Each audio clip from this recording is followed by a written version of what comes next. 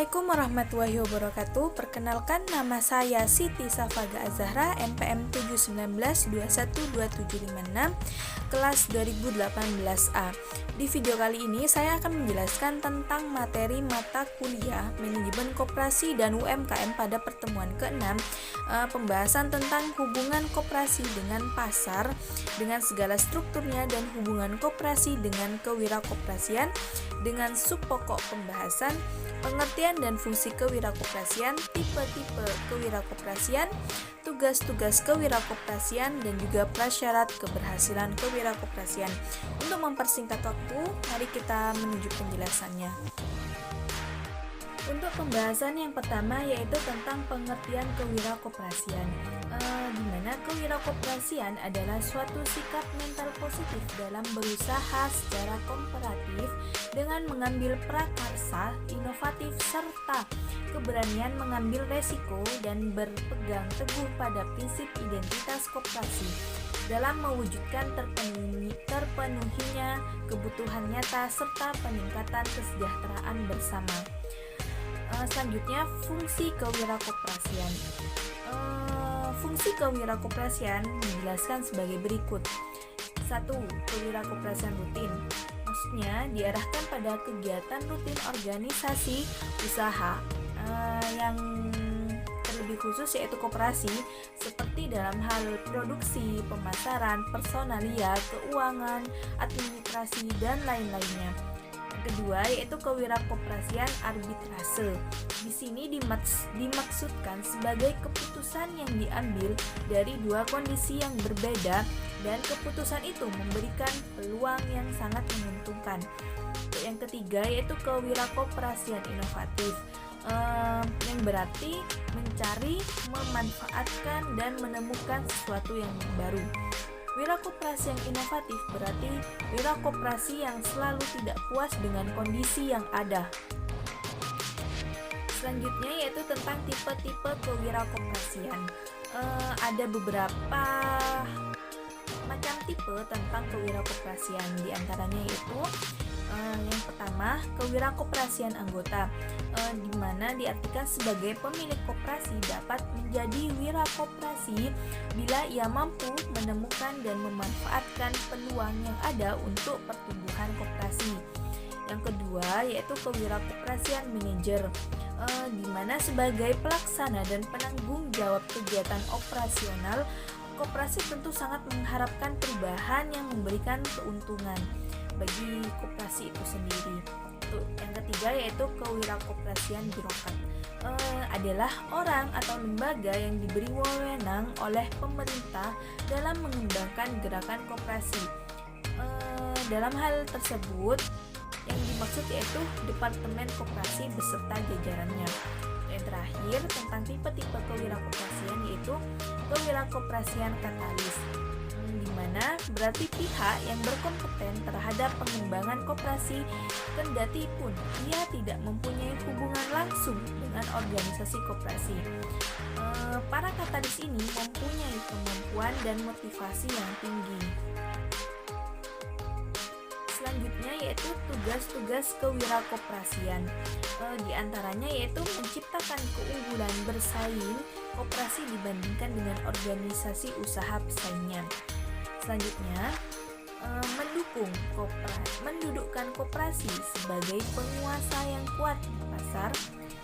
3. Kemampuan dalam mereduksi biaya transaksi. Selanjutnya, pemanfaatan interlinkage market.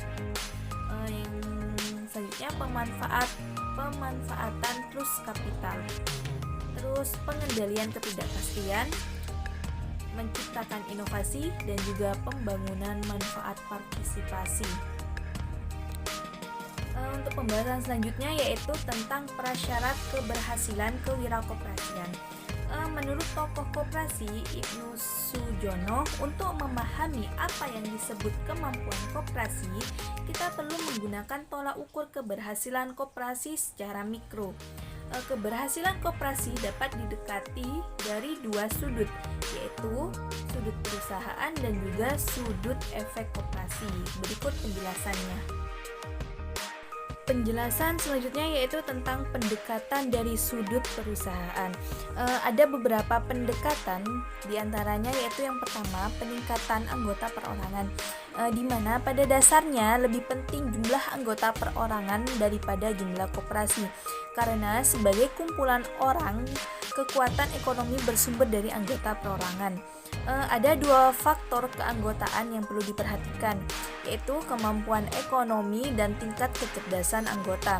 Kemampuan ekonomi anggota penting karena dapat digerakkan untuk menyusun investasi, sedangkan untuk kecerdasan anggota sangat menentukan mutu manajemen yang sifatnya partisipatori dalam rapat anggota sebagai kekuasaan tertinggi pada satu organisasi dengan satu anggota satu suara. Untuk berikutnya yaitu tentang peningkatan modal, maksudnya terutama yang berasal dari koperasi modal itu sendiri, modal yang berasal dari koperasi itu sendiri. Jumlah modal dari dalam dapat digunakan sebagai salah satu indikator utama dari kemandirian koperasi, di mana semakin besar modal dari dalam berarti kemandirian koperasi tersebut akan makin tinggi. Indikator kemandirian yang lain adalah keberanian manajer untuk mengambil keputusan sendiri. Pendekatan yang ketiga yaitu tentang peningkatan volume usaha. Volume usaha berkaitan dengan skala ekonomi. Semakin besar volume usaha suatu koperasi, berarti semakin besar juga potensinya sebagai perusahaan, sehingga dapat memberikan pelayanan dan jasa yang lebih baik kepada para anggota. Sejalan dengan identitas koperasi yang menyatakan bahwa anggota dan pelanggan adalah orang yang sama, maka volume usaha terutama harus berasal dari jasa anggota koperasi. Loyalitas dan partisipasi aktif anggota sangat menentukan besarnya volume usaha koperasi, khususnya yang berasal dari anggota. Untuk yang keempat yaitu peningkatan pelayanan kepada anggota dan masyarakat. Berbeda dari unsur yang lain, pelayanan ini suka dihitung secara kuantitatif.